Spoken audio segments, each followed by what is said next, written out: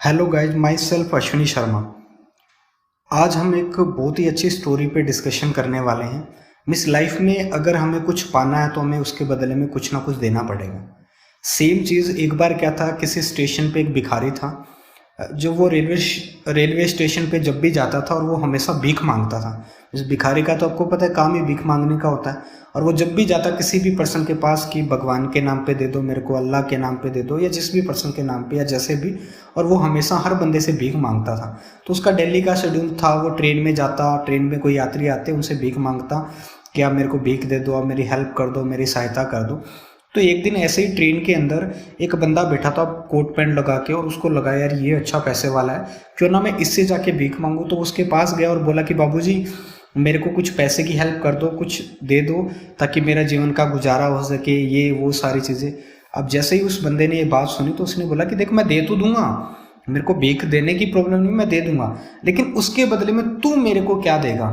अब जैसे ये चीज़ बोला तो उसने बोला कि मैं क्या दे सकता हूँ आपको, मेरे पास ही अगर कुछ देने को होता तो मैं तो आपको पता नहीं क्या दे देता, लेकिन मैं तो खुद मांग के खाता हूँ, मैं तो खुद भीख मांगता हूँ, मैं आपको क्या दे दूंगा। अब उस बंदे ने बोला कि देख ये मेरे को नहीं पता कि तू क्या देगा, लेकिन मैं बगैर लिए किसी को कुछ भी नहीं देता। अगर तेरे पास कुछ देने के लिए हो तो तू दे, तो मैं तेरे को भीख दे सकता हूँ। तो उसने बोला मेरे पास तो कुछ भी नहीं है। तो उसने बोला कोई इश्यू नहीं है, मैं दिल्ली इसी ट्रेन से जर्नी करता हूँ, मैं दिल्ली इसी ट्रेन से सफ़र करता हूँ। फ्यूचर में जब भी तेरे पास ऐसा कुछ हो जाए कि तू मेरे को दे सकता है, उसी दिन मेरे से भीख मांगने आ जाना, मैं तेरे को भीख दे दूंगा। तो उसने बोला ठीक है। अब वो दिल्ली, वहीं से ट्रेन निकलती है और वो आदमी दिल्ली उस ट्रेन में आता, और भिखारी जैसे उसको देखता और देख के माइंड में करता है मैं इसको दूं क्या, क्योंकि इससे तो मेरे को भीख लेनी है, लेकिन मैं इसको दूं क्या। तो एक दिन भिखारी ऐसे अपने घर से स्टेशन पे आ रहा था, तो रास्ते में पाँव में गुलाब का फूल पड़ा था। अब जैसे गुलाब का फूल पड़ा देखा तो उसने देखा यार इसको, फूल को ऐसे लोगों ने कुचल रखा है, बोल चल इसी को उठा लेते हैं, आज यही उसको दे के देखते हैं।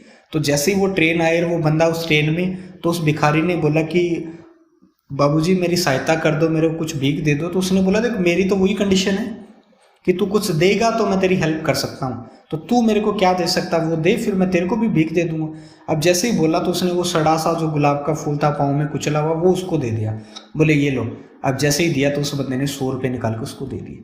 अब उस पर्सन ने सोचा कि यार मैंने इसको सिर्फ एक नॉर्मल फालतू सा फूल दिया, ऐसा ही दिया, और उसने फिर भी 100 रुपये भीख दे दी मेरे को। अब जैसे ये चीज़ सोचा तो वो बंदा निकल गया वहाँ से। अब कुछ टाइम वो बंदा आता ट्रेन वाला दिल्ली, लेकिन वो भिखारी उसको वहाँ नहीं दिखता।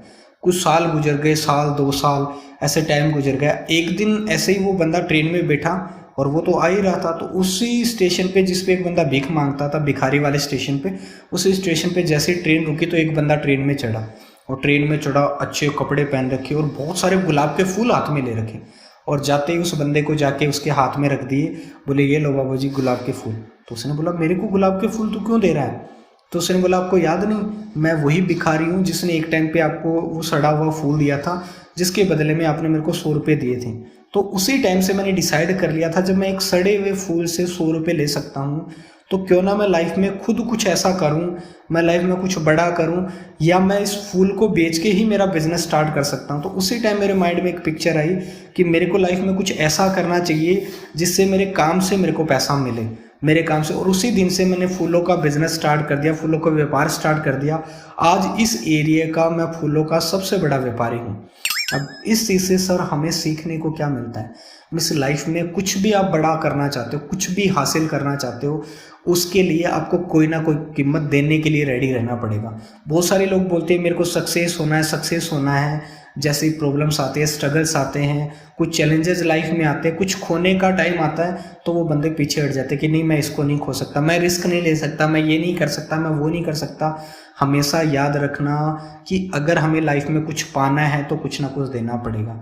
चाहे आप अपनी मेहनत दो, आप अपना स्ट्रगल दो, आप अपना जुनून दो, आप अपनी पागलपंती दो, जो मर्जी दो, अगर कुछ हासिल करना है तो उसके लिए कुछ ना कुछ तो देना पड़ेगा। सेम चीज़ गॉड खुद बोलता है, अगर हमें गॉड को भी हासिल करना है तो हमने देखा होगा पुराने टाइम में लोग भक्तियां करते थे, निष्ठा के साथ तपस्या करते थे। मे भी क्या था कि अगर भगवान को भी पाना है तो आपको वो निष्ठा, वो चीज़ें आपको देनी पड़ेगी।